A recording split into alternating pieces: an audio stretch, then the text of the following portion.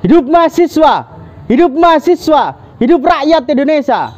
Assalamualaikum warahmatullahi wabarakatuh. Terima kasih kawan-kawan mahasiswa semua. Salam mahasiswa, hidup mahasiswa itu adalah salam kebanggaan kita sebagai seorang mahasiswa yang telah mendaku sebagai bahasa-bahasa yang sering kita dengungkan itu adalah sebagai agen social of control atau agen social of change. Namun hal semacam itu tentu secara pemahaman sebagai saat ini secara pemahaman bagi saya cenderung agak basi karena secara tindakan nyatanya itu kurang dilakukan oleh kawan-kawan mahasiswa. Pertama-tama yang ingin saya ucapkan penghormatan terhadap Pak Dekan Fakultas Syariah serta beberapa Wakil Dekan 1, Wakil Dekan 2, Wakil Dekan 3 serta beberapa jajaran Sivitas Akademika Fakultas Syariah dan Hukum. Tanpa terkecuali salam hormat dan salam takdim saya sebagai seorang mahasiswa dari Fakultas Syariah dan Hukum. Yang kedua kalinya penghormatan kepada Presiden BEM Fakultas Syariah dan Hukum serta beberapa jajaran pengurusnya serta kawan-kawan ketua HMJ yang ada 5 jurusan di Fakultas Syariah dan Hukum, ilmu hukum, ilmu falak, ilmu hukum pidana Islam, hukum keluarga Islam, dan hukum ekonomi syariah. Pertama-tama yang paling utama, marilah kita ucapkan puja dan puji syukur kehadirat Allah Subhanahu wa Ta'ala yang senantiasa telah memberikan rahmat serta hidayahnya kepada kita semua sehingga kita dapat berkumpul bermuajah dalam majelis yang insya Allah mubarak ini. Sholawat salam tak lupa kita aturkan kepada junjungan kita Nabi Agung Nabi Muhammad Rasulullah Sallallahu Alaihi Wasallam di kaulina Allahumma sholli ala sayyidina Muhammad. Semoga dengan bacaan sholawat tadi kita diakui sebagai umatnya dan semoga kita mendapatkan syafaatnya besok di yaumil qiyamah. Amin Allahumma amin. Langsung dalam pembicaraan pada kesempatan kali ini saya akan mengawali sebuah diskusi, stimulus diskusi pada kesempatan ini dengan ungkapan dari Tan Malaka bahwa Tan Malaka pernah mengucapkan bahwa seseorang yang sudah merelakan kemerdekaan untuk dirinya, untuk orang lain, maka dia harus merelakan kemerdekaan untuk dirinya sendiri. Nah, prinsip dasar yang dalam kata-kata tersebut ini menjadi prinsip dasar bagi kawan-kawan mahasiswa untuk pentingnya kita berorganisasi. Betapa sebuah organisasi ini sangat mampu mengembangkan kita secara keilmuan, secara kemampuan, secara pengetahuan ataupun secara pengalaman dan secara relasi jaringan. Dan satu sisi yang lain juga memudahkan kita dalam bagaimana kita berhubungan dengan manusia satu dengan manusia lain, sehingga kita sering memecahkan beberapa masalah-masalah yang dikira menjadi pelik, masalah yang paling dalam klasifikasinya masalah yang paling susah, masalah yang agak susah, masalah yang mudah hingga mudah sekali. Sehingga karena kita dalam organisasi ini terbiasa memecahkan masalah yang paling sulit, sehingga kita sangat mampu untuk mengkombinasikan bagaimana pola pemikiran kita, bagaimana pola mindset kita untuk memecahkan masalah tersebut. Oke, selanjutnya kita masuk ke dalam pembahasan materi. Jadi tadi sudah saya awali dengan sebuah ungkapan dari Tan Malaka yang mengatakan bahwasanya seseorang yang sudah berani memikirkan kemerdekaan untuk orang lain, maka dia harus merelakan kemerdekaan untuk dirinya sendiri. Nah, ini menjadi prinsip dasar orang-orang dalam berorganisasi. Artinya bagaimana kita lebih memikirkan hajat bersama daripada kita memikirkan diri kita sendiri. Nah, kita masuk ke normatif materi. Secara bahasa, organisasi ini berangkat dari bahasa Yunani yang berasal dari kosakata organon yang berarti alat. Secara perspektif, organisasi ini adalah sebuah wadah yang terstruktur, yang memiliki tujuan bersama, yang di dalamnya itu ada minimal lebih dari 2 orang. Artinya yang harus menjadi poin stabilo besarnya itu adalah 2 orang lebih, terstruktur, memiliki tujuan bersama. Nah, dalam organisasi, bagi pemahaman saya selama ini, saya memang orang yang sedari kecil ini mengenyam betapa organisasi ini menjadi sebuah wadah yang mengembangkan saya potensi-potensi agnestif dan potensi-potensi potensi-potensi pemikiran saya ini berkembang pesat itu ketika di organisasi. Misalkan dahulu waktu kecil saya masih belum bisa memahami bagaimana saya berhubungan dengan orang yang lebih tua daripada saya, orang yang sepantaran dengan saya, orang yang sangat tua daripada saya. Ini saya masih menganggap bahwa semua orang itu adalah sama. Ternyata dalam peradaban luhur Jawa itu menjadi berbeda. Nah, kali ini saya ingin mengulas beberapa hal penting dalam berorganisasi. Kita awali dahulu konsep diskusi kita telaah masing-masing dari diri kita, bahwasanya kita adalah manusia yang lahir secara sendirian. Yang kedua, kita di luar dari pantauan dan jangkauan orang tua. Yang ketiga, kita ini sebagai makhluk sosial, yang dimana beban-beban sosial itu harus tetap kita lakukan, tetapi kita itu berangkat dari kesendirian itu. Nah, yang keempat, betapa orang tua itu menginginkan kuliah kita. Kalau kita bertanya, mungkin kalau misalkan offline ini, kalau saya bertanya, karena ini online maka akan saya jawab sendiri. Jadi kira-kira begitu. Kalau tujuan kuliah yang jelas itu, kalau menurut sahabat-sahabati atau kawan-kawan semua ini apa? Banyak dalam diskusi-diskusi awal itu mengatakan bahwasanya tujuan kuliah itu adalah ya karena untuk memperlebar jeda pengangguran kita, Mas. Itu satu. Ada yang kemudian karena perintah orang tua. Bahasa yang lebih normatif dan lebih bijak itu mengatakan bahwasanya kita kuliah itu karena ingin tolabul ilmi. Kalau dalam bahasa talim itu yang namanya belajar itu watuli zamani, artinya yang lama mangsanya atau yang lama waktunya. Nah, ini kan bahasa normatif, tetapi ada satu jawaban yang menurut saya ini cukup mungkin bisa disepakati oleh kawan-kawan semua, bahwasanya tujuan kuliah ini merubah kehidupan dari yang belum layak menjadi layak, dari yang sudah layak menjadi lebih layak. Nah, dalam merubah kehidupan yang belum layak menjadi layak dan yang sudah layak menjadi lebih layak, tentu kita sebagai seorang mahasiswa dan kita sendirian di sini, artinya jauh dari orang lain, kita membutuhkan proses kerjasama. Nah, proses kerjasama bagaimana kita mengembangkan ini. Yang paling penting bagi saya, investasi terbesar seorang manusia itu adalah investasi pemikiran atau bekal-bekal pengetahuan. Ini yang bagi saya paling penting. Kalau misalkan investasi jaringan itu mungkin nomor keberapa lah, tapi bagi saya investasi pengetahuan ini jauh lebih penting daripada investasi apapun. Nah, prosesnya begini.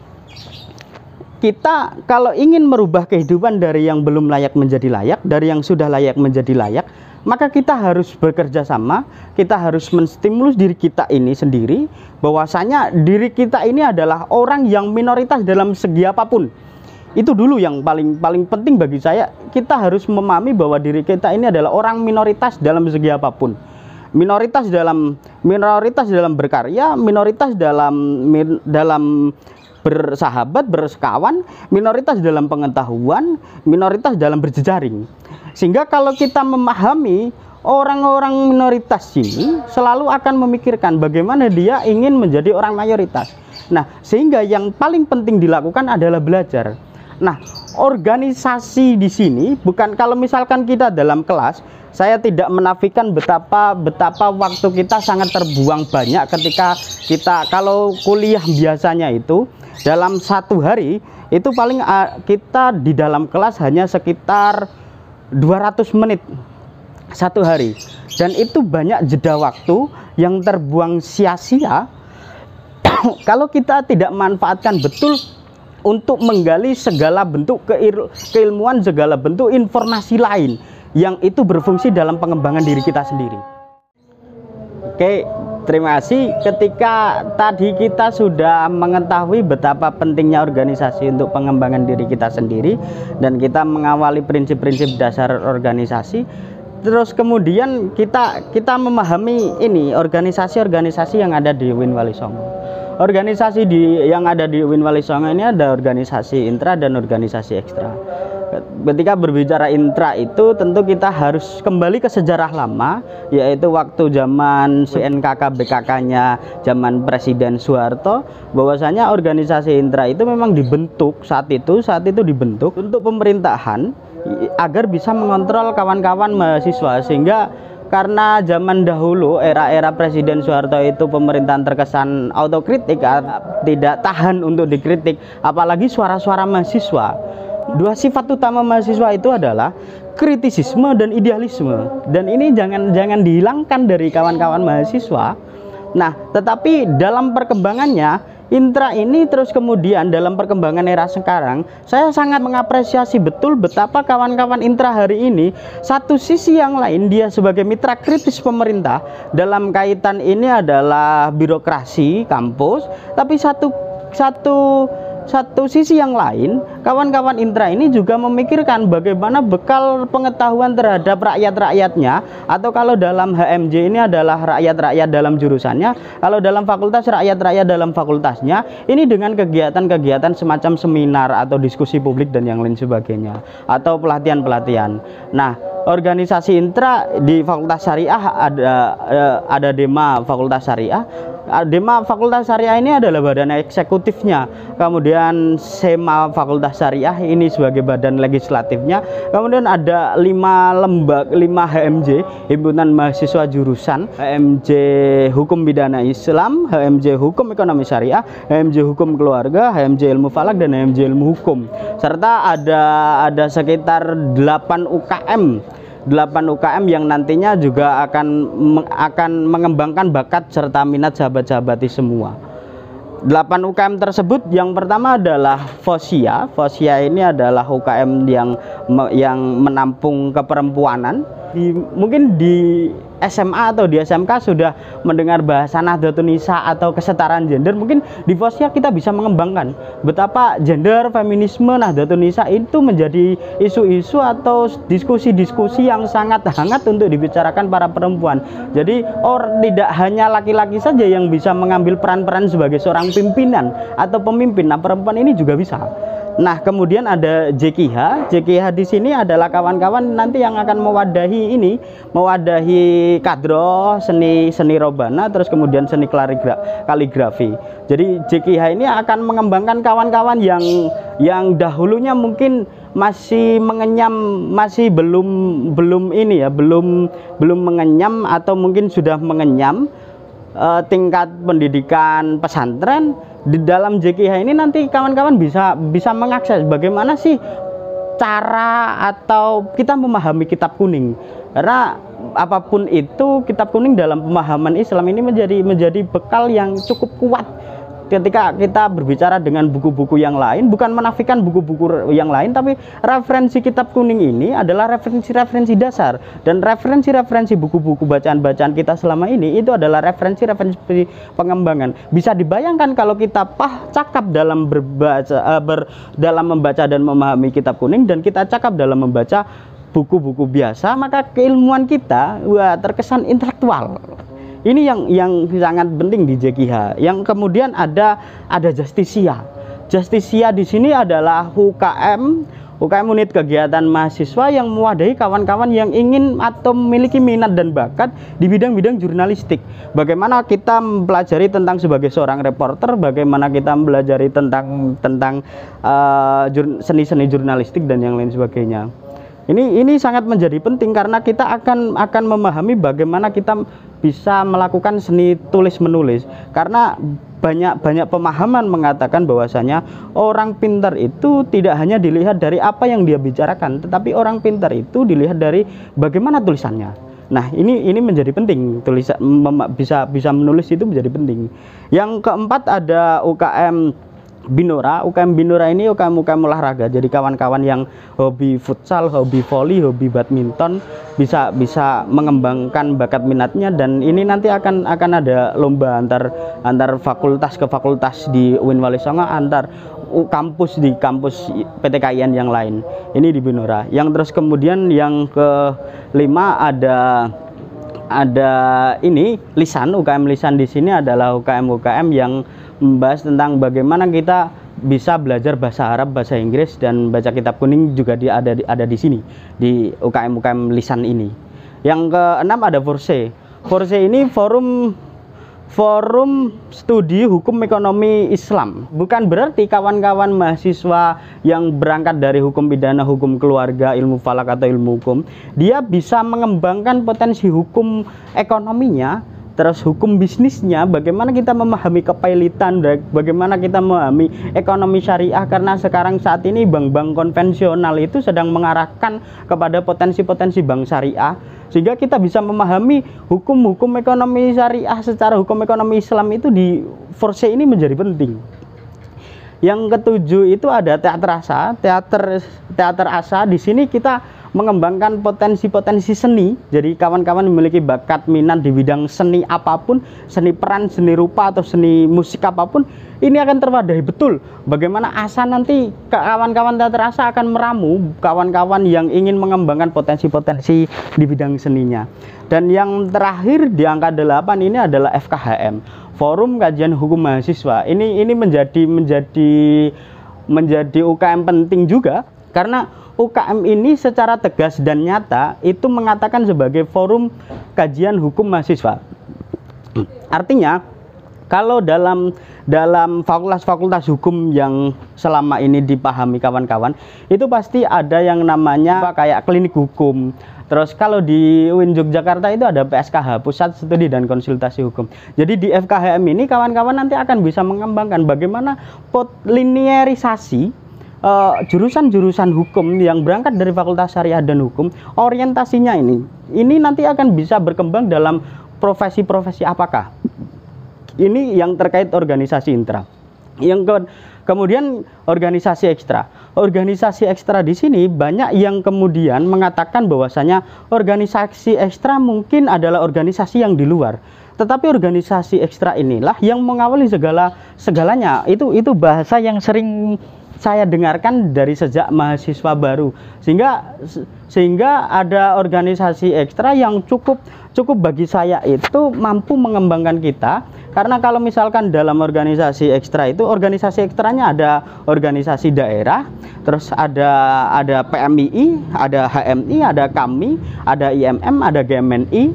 Nah, kawan-kawan ini nanti bisa akan mengembangkan bagaimana kita ini nanti, kalau misalkan Orda ini pendekatannya adalah kawan-kawan yang berangkat dari satu daerah. Misalkan berangkat dari Blora, mungkin ada organisasi daerah Blora itu yaitu Impara, Ikatan Mahasiswa dan Pelajar Blora.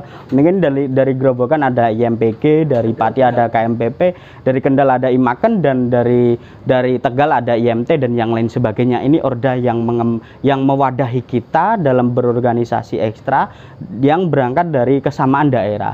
Yang kemudian ada organisasi keislaman itu sangat banyak sekali. Kalau mungkin di UIN Wali Songo yang paling diminati kawan-kawan itu adalah organisasi pergerakan mahasiswa Islam Indonesia. Bukan menafikan organisasi-organisasi yang lain, mungkin bahasanya adalah memang organisasi itu kan kita harus merdeka. Kita harus merdeka, kita harus memilih. Kalau misalkan kita condongnya kita ingin ke HMI, maka ya silahkan saja. Kalau kita ingin condongnya ke GMNI, maka silahkan saja. Kalau kita pengembangannya bisa di IMM atau di KAMI, atau bahkan mungkin bisa pengembangannya di PMI, itu terserah sahabat-sahabat semua atau kawan-kawan semua dalam mengembangkan pemikirannya. Yang jelas organisasi ekstra ini menjadi penting, karena organisasi ekstra ini juga menjadi awal dari segalanya. Tak kira itu sebagai pemantik diskusi pada kesempatan kali ini. Tetap semangat, tetap belajar. Kawan-kawan mahasiswa baru jangan bersedih karena kita masih belum bisa tatap muka. Saya akan standby di kalian dan menunggu kawan-kawan sahabat-sahabat semua untuk berorganisasi, untuk mengembangkan kita, berjuang, bergerak bersama. Bagaimana kita nanti menjadi orang-orang yang menggantikan orang-orang dalam instansi-instansi atau yang memiliki saat ini stakeholder di Indonesia. Maka hidup mahasiswa ini adalah semangat yang sangat membara. Kita sebagai seorang mahasiswa pantang sekali bendera dikibarkan, pantang menangis dan pantang ratapan. Satu langkah mundur adalah sebuah bentuk pengkhianatan. Tetap tangan terkepal dan maju ke muka. Syukron wa dumtum, semoga ilmu yang kita dapatkan pada kesempatan ini sampai pada tingkatan ilmu ruhul yakin. Jadi kita rasakan pertemuan ini di dalam hati, kemudian disimpan di memori otak kita, lalu kita jaga kenangan ini dengan terus belajar, dan terus belajar. Syukron wa dumtum, wallahul muwaffiq ila aqwamit thoriq. Wassalamualaikum warahmatullahi wabarakatuh. Hidup mahasiswa.